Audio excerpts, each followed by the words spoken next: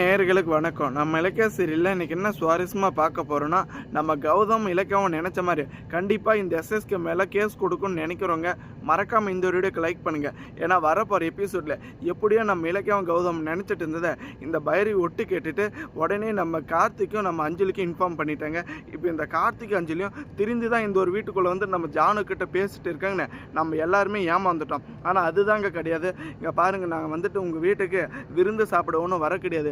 ஒழுங்கு மரியாதையோட கௌதம் வந்துட்டு இந்த எஸ்எஸ்கே மேலே கேஸ் கொடுக்குறாங்களாம் லீகலாக. அதை வந்துட்டு கேன்சல் பண்ண சொல்லுங்கள். அப்படி ஏதாச்சும் கேஸ் கொடுத்தா கண்டிப்பாக என்ன நடக்குன்னே தெரியாது. எஸ்எஸ்கே வந்துட்டு அப்படி என்ன உங்களுக்கு பாவம் பண்ணாங்க? ஒரு நல்ல மனுஷன் வந்துட்டு எதுக்கு இப்படி பாடாப்படுத்திட்டு இருக்கீங்கன்னு திரும்ப நம்ம கார்த்திக் இருந்துக்கிட்டு நம்ம ஜானகி அம்மாக்கிட்டே வந்துட்டு எதிர்த்து பேசிட்டு இருக்காங்க. எல்லாத்துக்கும் முழு காரணம் இந்த அஞ்சலி தாங்க.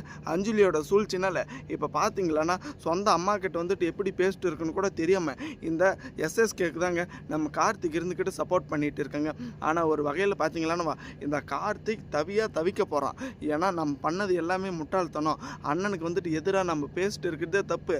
ஆனால் இப்போ பார்த்தீங்களான்னா அண்ணனை வச்சு வந்துட்டு இந்த எஸ்எஸ்கேவை நம்ம பாராட்டிட்டு இருக்கோம் அப்படின்னு ஒரு முட்டாள்தனமான காரியத்தில் ஏமாற போகிறாங்க.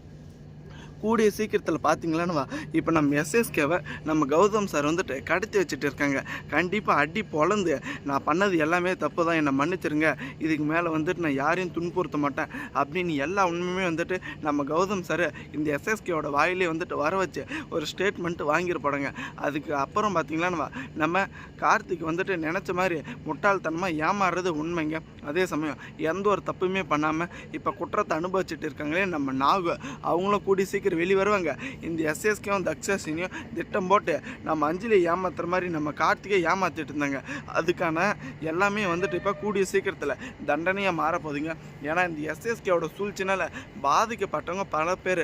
அதில் முழுக்க காரணம் நம்ம கௌதமோட குடும்பத்தை சுக்குநூறாக உடைச்சது மட்டும் இல்லாமல் இவ்வளோ பழியை வந்துட்டு இப்போ நம்ம கௌதம் மேலே போடலான்னு நினச்சாங்க. ஆனால் அதுக்கு முன்னாடியே இந்த எஸ்எஸ்கே வந்துட்டு நம்ம கௌதமோட வழியில் சிக்கிட்டு சின்ன பின்னமாக ஆக போகிறாங்க. தேங்க்ஸ் ஃபார் வாட்சிங். இலக்கிய நேயர்களுக்கு மறக்காமல் நம்ம சேனலுக்கு புதுசாக வந்திருந்தால் சப்ஸ்கிரைப் பண்ணிட்டு பெல் ஐகானில் தட்டிக்கங்க.